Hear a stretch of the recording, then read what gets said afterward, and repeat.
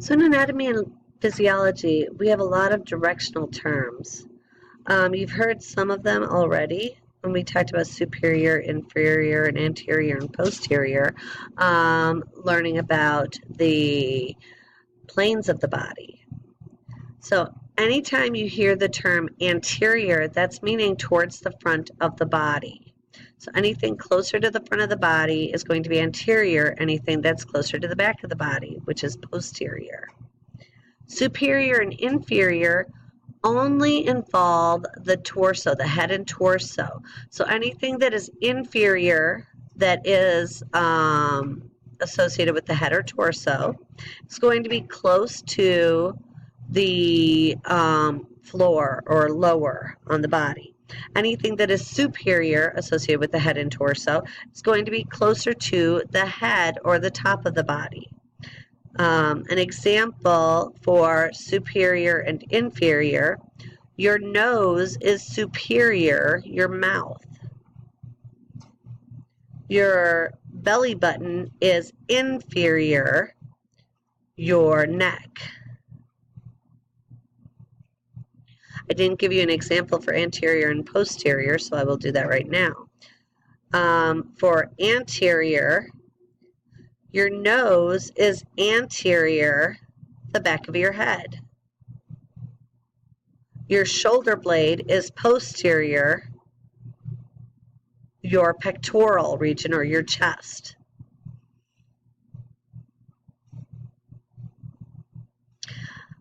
We have terms medial and lateral. Medial is towards the midline. Lateral is away from the midline. So the midline of the body is right where the cut, a mid-sagittal section, would occur.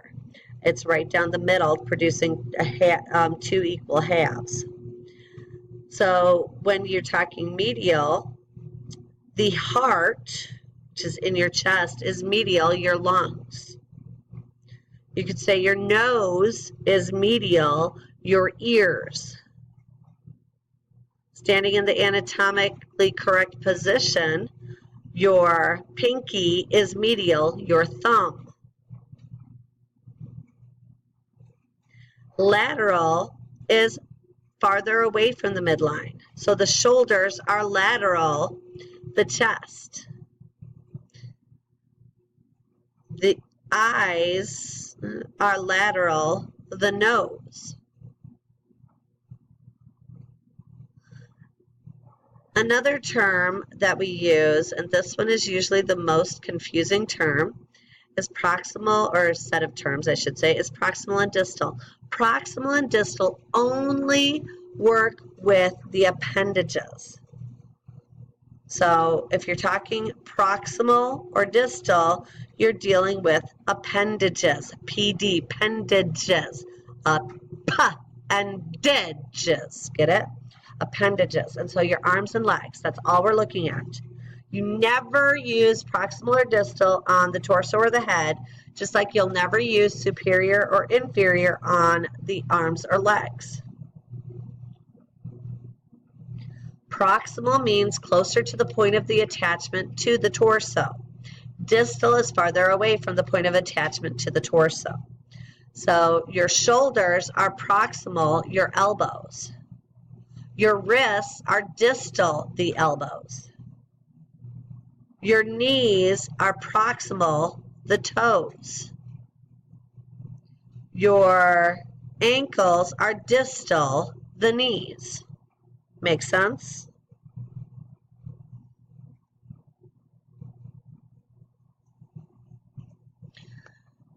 We have two main body areas, an axial area and then an appendicular area.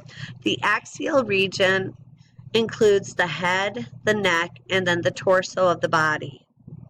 And it contains the bones of the axial skeleton as well. So when we get into chapter 8 and we're talking axial skeleton, it's found in the axial region of the body. The appendicular region deals with the appendages. Again, appendicular, appendages. So you get that PD, appendages, and appendicular. So you're looking at just your arms and your legs for the appendicular region. But within each of these regions, we have a lot of terms, and you have to know all of these. So this figure shows terms for the anterior surface of the body. And you have to know all of these terms. I will be testing you on these terms. I don't tend to go over every single term in class or in the lecture. It's literal memorization. What I would do is I would take this figure, print it out, and have no words on it, and then just mark the words in. That's how I learned all of my body terminology. It was not that hard, but it's just repetition and memorization. You will be tested on this next week, actually. I will be giving you a quiz over body terminology. So here's the anterior, and here's your posterior surface. So we'll be looking at the posterior regions as well. There's a lot of terms, but it's really not near as hard as people like to think it is. Some people get really nervous, and it's not that hard. You have a lot more memorization than just a few body terms that you've done in your life, and you can do this. I believe in each and every one of you, and I know you can do this. So once we have those terms down, we can then look inside the body, and we see that our organs are found within these regions called body cavities. And these cavities are enclosed regions in the body. So we have anterior and posterior regions of the body. In the posterior aspect, we have two body cavities called the cranial cavity and the vertebral cavity. The cranial cavity houses the brain. The vertebral canal or cavity houses the spinal cord. Those are both on the posterior aspect. On the anterior or ventral aspect of the body, ventral is another term for anterior, we have the thoracic cavity, and then we have the abdominal pelvic cavity. And the abdominal pelvic cavity actually is made up of two separate cavities that we put together called the abdominal cavity and the pelvic cavity. The diaphragm separates the thoracic cavity from the abdominal pelvic cavity. So here you can see the abdominal pelvic cavity in a coronal view. Okay. Each of these cavities contains different organs, and those organs are surrounded by a special membrane called a serous membrane. A serous membrane has two basic layers, a visceral layer and a parietal layer. Visceral layer covers the organ itself, whereas the parietal layer covers the body cavity. And the function is to decrease friction as the organs move. So between the visceral and parietal layer is a layer of, or is a secretion called serous fluid. That serous fluid allows the serous membrane, visceral and parietal layer, to move past each other without any friction.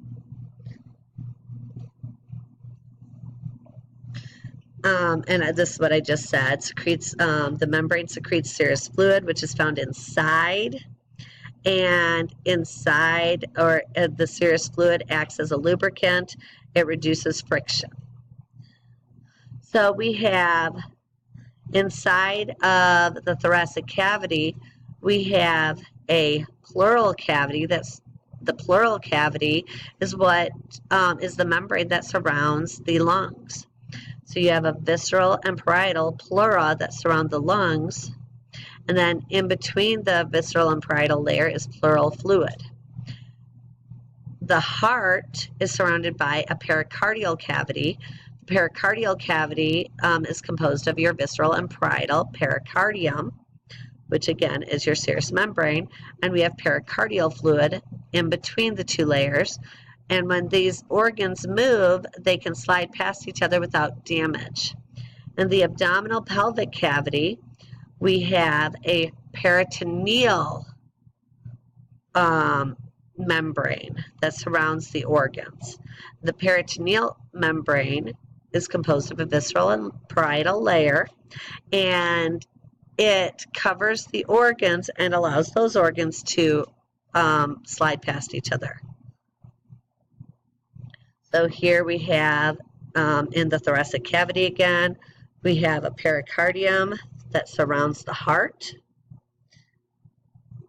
In the lungs, or in the thoracic cavity, we have the lungs that are surrounded by the pleura. A lot of you have heard of the pleural, or not pleural, I'm sorry, have heard of pleurisy. Pleurisy is pain associated with the lungs because we have an inflammation of the pleural lining. So what I did was I just kind of colored here. If you had inflammation here, it would make the lining not rub or not be able to slide past the pericardial lining, and you'd end up having pain. So every time you breathe, you get pain associated with that breath, and it hurts. And typically, treatment for pleurisy is just pain relievers. They don't really do anything. It takes care of itself usually, unless there's an underlying reason for the cause. And then surrounding the abdominopelvic organs is the peritoneum. The peritoneum has a visceral and parietal layers and allows the organs to move past each other. So there's your peritoneum. And if we're looking at this, think about the type of section that this would be. So would it be a coronal section, a sagittal section, or a transverse section? Hopefully you can answer that. If you can't, talk to me, okay? So we also can divide the abdominal pelvic region into different quadrants. There are 4 quadrants that make up the abdominal pelvic cavity: a right upper quadrant, a left upper quadrant, a right lower quadrant, and a left lower quadrant. But that kind of is a very broad division, so you still wouldn't have everything pinpoint. So what we do instead is we divide the abdominal pelvic cavity into 9 smaller compartments. And so we have a right side and a left side, and then we have the middle. So on the right side, the upper right and upper left side, I should say the upper right and upper left side of the abdominal pelvic cavity, we have the hypochondriac regions. So we have a right hypochondriac and a left hypochondriac. If we move down, we have the right and left lumbar regions. And then we have the right and left iliac regions. Down the middle, sorry, that's my dryer going off. Down the middle, we have the epigastric region is the most superior region. And then we have the umbilical region where we have that belly button where the umbilical cord was attached. And then the lowest is the hypogastric region. So these are the 9 abdominal pelvic cavities or abdominal pelvic compartments. And you need to make sure that you know these and can identify them.